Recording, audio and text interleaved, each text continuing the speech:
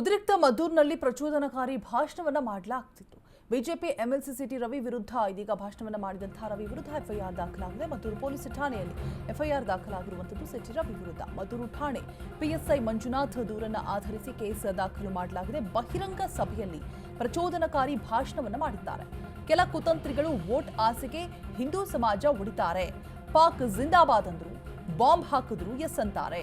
ಮುಸ್ಲಿಮರು petrol bomb ಹಾಕಿದಾಗಲೇ ಬುದ್ಧಿ ಕಲಿಸಬೇಕಿತ್ತು, ಆಗಲೇ ಅವರಿಗೆ ಬುದ್ಧಿ ಕಲಿಸಿದ್ರೆ ಈಗ ಈ ರೀತಿ ಆಗ್ತಾ ಇರಲಿಲ್ಲ.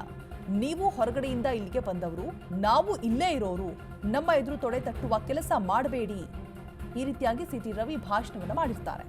ನಮಗೆ ತೊಡೆ ತಟ್ಟಿ ಸವಾಲನ್ನ ಹಾಕಬೇಡಿ, ತೊಡೆ ಮುರಿತೀವಿ, ತಲೆಯನ್ನು ತೆಗಿತೀವಿ ಅಂತ ಹೇಳ್ಬಿಟ್ಟು ಬಿಜೆಪಿ ಎಂಎಲ್ಸಿ ಸಿಟಿ ರವಿ ಭಾಷಣವನ್ನ ಮಾಡಿರ್ತಾರೆ. ಸೊ ಇದೀಗ ಅರೆಸ್ಟ್ ಆಗಿರುವಂಥದ್ದು.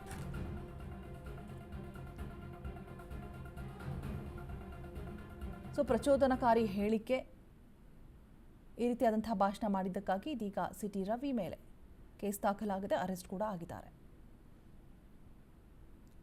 ಭಾಷಣ ಮಾಡುವಂತಹ ಸಂದರ್ಭದಲ್ಲಿ ಆಡಿದಂತಹ ಮಾತುಗಳು.